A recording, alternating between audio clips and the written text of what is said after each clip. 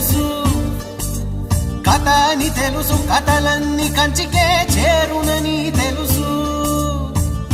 తెలుసు తెర తొలుగుతుందని, తెలుసు తెల్లారుతుందని, తెలుసు ఈ కట్టె పుట్టుకుమంటదని, తెలుసు ఈ మట్టి మట్టిలో కలిసిపోతదని.